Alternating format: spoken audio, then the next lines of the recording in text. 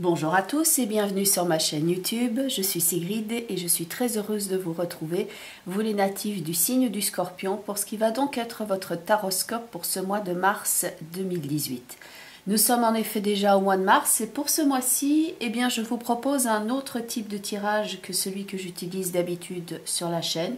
J'ai peut-être besoin de laisser pour l'instant cette méthode-là se reposer un petit peu. Et donc je vous propose ici cette méthode-là que j'appelle personnellement le tirage de la boussole, parce qu'on a cette idée des 4 directions avec les 4 cartes principales qui sont donc ici, et les autres cartes qui sont autour donnent une information quant au contexte, donc par rapport à ces 4 cartes principales.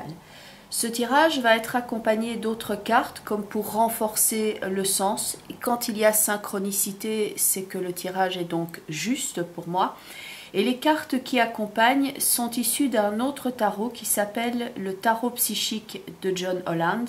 Et enfin, comme d'habitude, je vais clôturer avec 3 cartes des portes de l'intuition qui vont elles aussi apporter une forme de confirmation. Et pour ce mois-ci, je vous propose une dernière carte qui, elle, est issue d'un autre oracle qui est plus destiné, disons, au développement personnel sur l'aspect psychologique des situations. Voici donc votre tirage qui est donc destiné aux natifs du signe du Scorpion, mais qui est également valable si vous êtes ascendant Scorpion ou encore bien si vous avez la lune dans ce signe, dans votre thème astrologique de naissance. N'oubliez pas qu'il s'agit donc d'un tirage d'ordre global, général, et qu'il s'agit quelque peu aussi de transposer cette interprétation par rapport à ce que vous êtes en train de vivre à l'instant présent. Voici donc votre tirage avec les 4 cartes principales qui sont donc ici. L'empereur qui va vous représenter vous ici. L'amoureux qui peut être la situation à laquelle vous êtes en train de faire face, ce que vous êtes en train de faire, de résoudre, ce que vous avez en face de vous. Et à la place du gouvernail, donc ce qui va couronner votre mois, ce qui va un petit peu piloter, si vous voulez, votre thème. En lieu et place du gouvernail, vous avez donc la carte de la lune. Et enfin, tout en bas, vous avez la carte de l'impératrice qui va représenter ici la prochaine étape. La carte de l'empereur vous représente donc vous, ici, et l'empereur avec ce costume, cette cuirasse qu'il a, montre quelqu'un ici qui a dû se blinder par rapport à quelque chose. Il va représenter l'aspect très concret, le pouvoir réalisateur, l'esprit de décision. C'est celui qui prend les mesures dans le tarot et qui a la possibilité, à partir d'un concept, de construire quelque chose de très concret. Vous avez manifestement ici, face à une situation qui peut quelquefois vous échapper, vous avez ici besoin de retrouver des bases concrètes et peut-être de vous défaire de cette impression, pour certains d'entre vous, que quelque chose quelquefois se joue dans votre dos ou qu'une partie d'une situation vous échappe quelque peu. Un petit peu comme si vous étiez en train de vous demander « mais qu'est-ce qui est en train de se tramer derrière mon dos? Quelle est cette chose que je perçois, que j'entends mais que je n'arrive pas tout à fait à distinguer ?» Ça peut donc ici quelque peu vous turlupiner parce que vous souhaitez avoir la prise de contact la plus réelle possible, la plus concrète par rapport à vos projets. Et vous êtes maintenant ici en train de faire face à certaines décisions et en même temps de vous détourner d'autres personnes dans certains cas ou d'autres façons de vivre. Mais quelque chose est donc à tirer au clair. Vous êtes ici face à plusieurs options et il y a peut-être tout ce questionnement. Comment est-ce que je vais maintenant me diriger? Comment est-ce que je vais bouger dans ma vie? Comment est-ce que je vais passer à autre chose? Comment est-ce que je vais me reconstruire? Comment est-ce que je vais maintenant laisser cela derrière moi? Et comment dois-je faire? Comment dois-je agir? Et quelle est la meilleure option pour moi? L'empereur peut donc faire face à toutes ces questions d'organisation et, disons, faire face pour certains d'entre vous à des questions d'ordre matériel, mais il y a aussi cette connotation pour moi affective qui vient quelque peu influencer vos choix. Et tout ce qui est de l'ordre émotionnel, puisqu'il y a non seulement l'amoureux, mais il y a également la lune qui va représenter ici cette qualité de perception. À noter que la lune qui est ici tout en haut dans votre tirage est donc à la place du gouvernail. Et la lune dans ses bons côtés peut représenter un potentiel émotionnel et créatif qui est très puissant. Mais ces émotions, justement, peuvent être très puissantes et peuvent quelquefois, ici, être trop fortes à canaliser. Et vous avez besoin comme de décanter quelque chose, comme de laisser une phase se dérouler, un petit peu comme une marée qui est montante et descendante. Vous avez besoin ici de laisser le reflux se faire pour pouvoir décanter, pour pouvoir passer plus facilement à autre chose. Il peut y avoir quelque chose qui est tellement lourd ici émotionnellement que c'est dur pour vous de passer cette étape. C'est un processus qui est en cours et au-dessus avec la roue de fortune et le monde, il y a comme cette idée justement de faire un contour plus net d'une situation. Et c'est comme s'il y avait un treuil à la place de la roue de fortune et que dans le monde, il y avait ce principe d'élévation, comme si vous étiez en train de remonter de la profondeur des eaux de la Lune et de revenir quelque part à la surface. Mais comme la Lune est ici en carte principale, ça signifie la prépondérance peut-être de ce potentiel créatif ou de ces émotions, de cette phase de transition et que vous êtes littéralement, avec cette idée de treuil et du monde ici, de remonter à la surface palier par palier et d'arriver à circonscrire une situation et d'en faire un tout cohérent. Là où l'empereur peut quelquefois avoir une vision très carrée des choses, dans la roue de fortune et le monde, il y a ces formes qui sont arrondies. C'est peut-être là le moment pour vous, eh bien, non seulement de faire un tour cohérent, mais d'arriver à arrondir les angles, à enlever peut-être certaines aspérités et accéder à quelque chose qui est un petit peu plus doux pour votre émotionnel et moins heurtant. Parce qu'avec la Lune, vous pouvez donc ici être confronté à certaines complications. Il peut y avoir des personnes ou des situations ici qui vous causent tout un questionnement. L'empereur est celui qui va représenter le leadership, le fait de pouvoir se gérer ou gérer une équipe. Il est ici dans le poste qui vous représente et c'est le poste de la direction, l'empereur.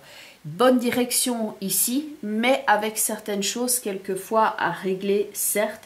Et les changements que vous avez pu vivre ici dernièrement vous ont demandé, disons, pas mal de ressources intérieures, pas mal de forces intérieures à développer que pour pouvoir faire face. La Lune peut représenter donc cette idée de transition. On a un passage éventuellement d'une maison à une autre, d'une situation à une autre. C'est tout ce trouble ici qui reste à éclaircir. Heureusement, comme c'est l'impératrice justement qui est là tout en bas, là on retrouve les idées claires.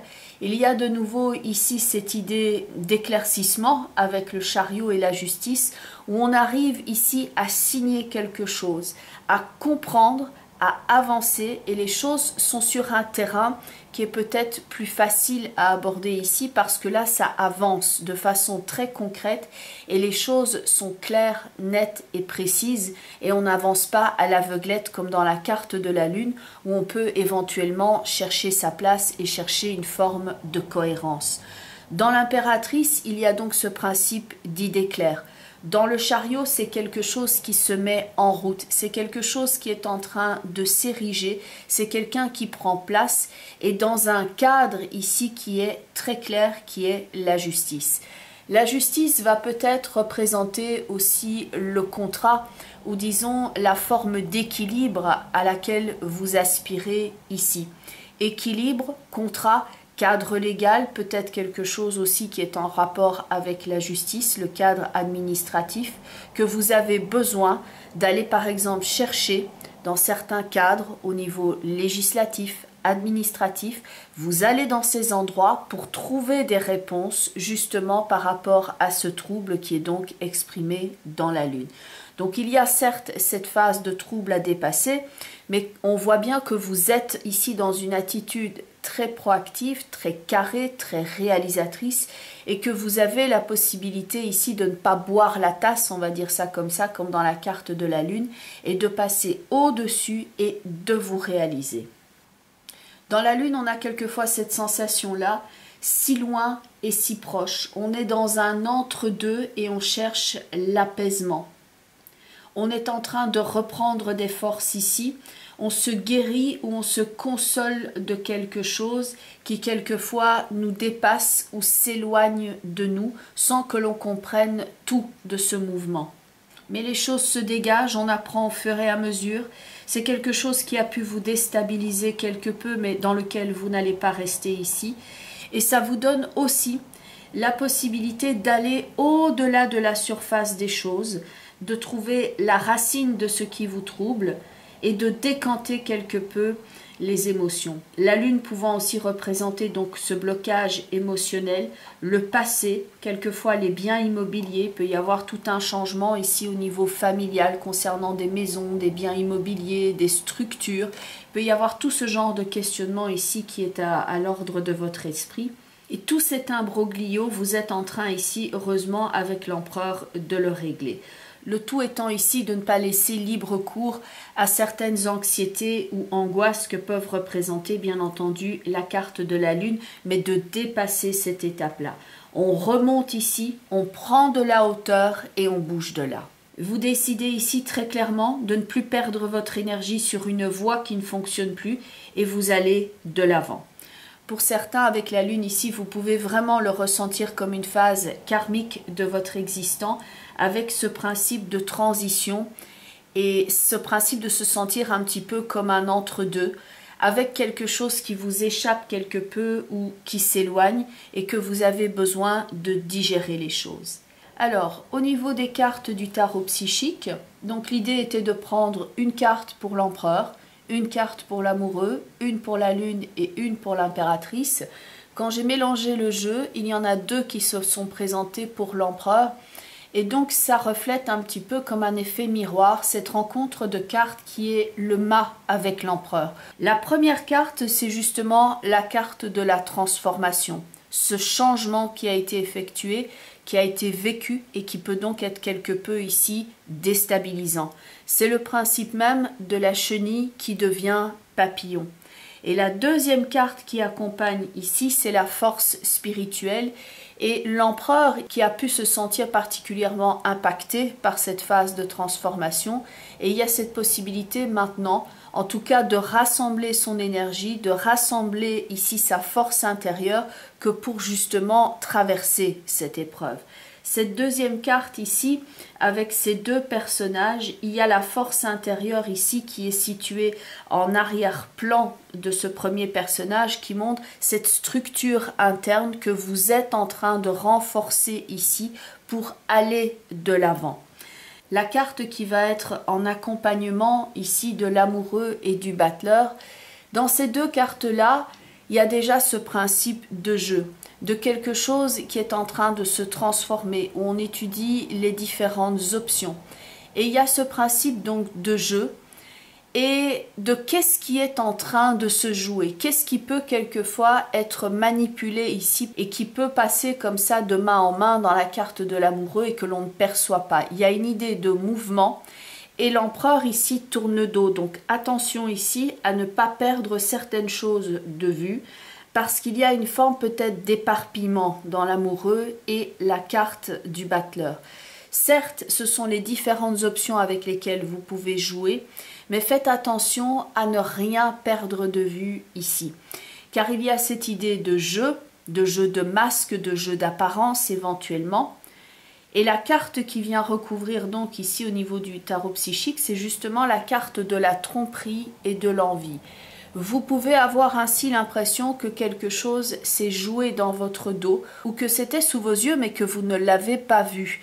Donc ici, attention à bien lire ici entre les lignes, à ne pas prendre pour argent comptant ce que l'on vous a donné. Il y a peut-être quelque chose ici à rechercher, à dégager. Il y a peut-être le fait d'aller voir au-delà d'une apparence qui semble simple.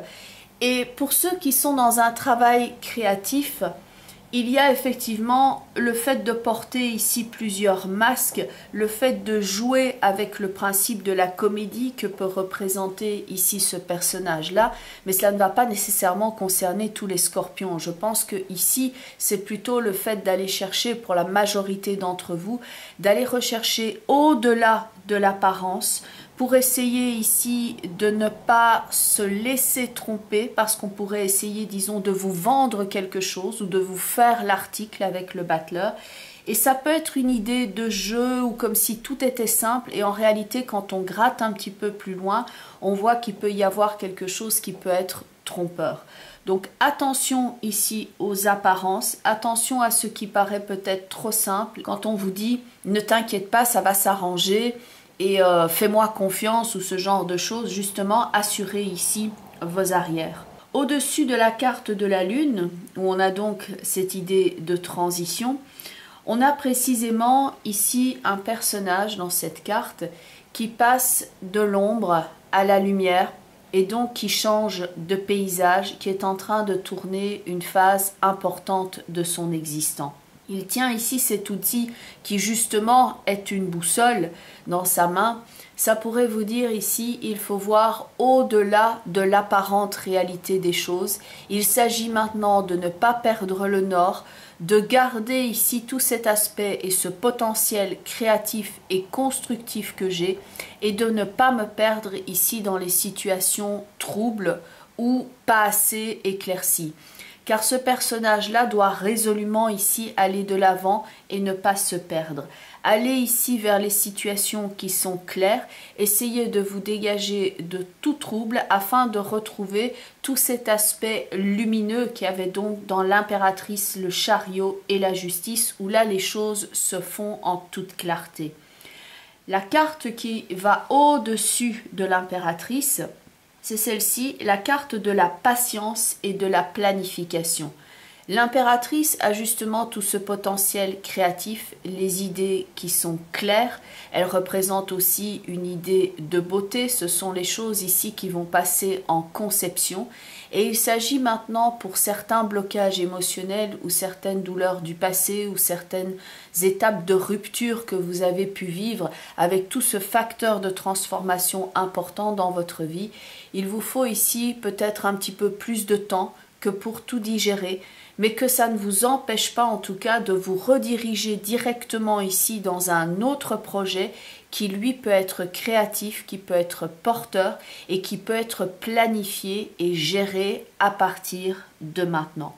On peut ici avoir travaillé ou vécu longuement dans une situation et maintenant se dire « là, il faut que je passe à autre chose. Cette voie-là maintenant se bloque ou reste bloquée pour l'instant. » Et je ne vais pas ici continuer à me perdre dans cette direction-là. Il est temps maintenant que je reprenne le contrôle de mon existant et je me dirige maintenant vers tout à fait un autre projet. Patience et planification ici, et ce sont donc des projets qui là vont être lumineux et qui vont porter leurs fruits. Au niveau des portes de l'intuition, ces trois cartes-là ici vont vous rappeler de vivre maintenant la clarté de vos actions. La première carte, c'est la carte de la parole. La parole qui est ici avec ce mouvement de libération du personnage et qui va avec la deuxième carte qui est la carte de l'action qui va vous dire « mettez littéralement vos paroles en action ».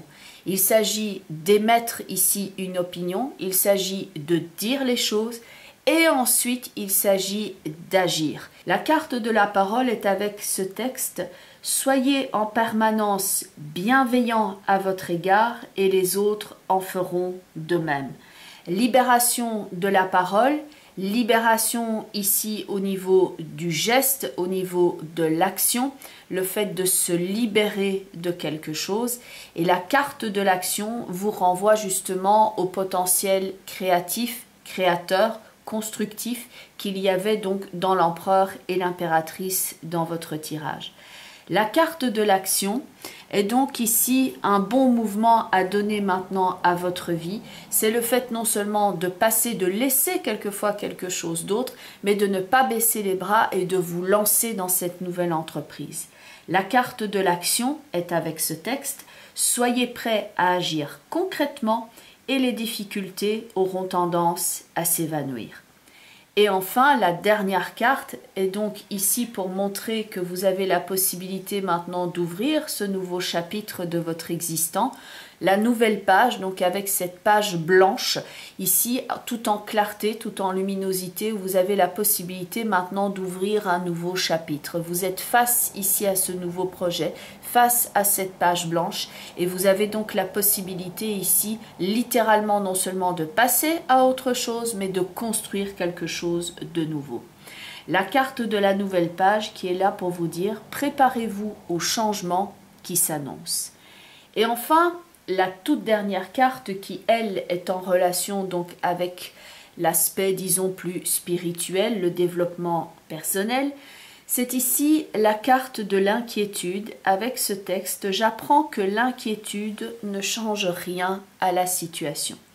Ce qui pourrait ici vous balader, vous faire capoter votre potentiel constructif et créateur, c'est le fait de triturer littéralement ici vos cellules grises, de vous inquiéter plus que de raison. Il s'agit d'être conscient, mais de ne pas se perdre en inquiétude ou dans le chagrin ou dans certaines tergiversations.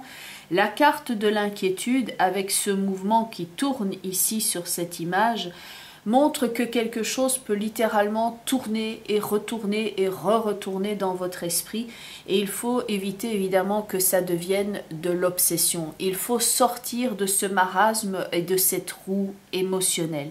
L'inquiétude ici pourrait donc vous faire perdre du temps. Il s'agit non pas de se mettre la tête dans le sable, mais de regarder ici ce qui est tangible, ce qui peut être construit et ce qui peut être mis de côté.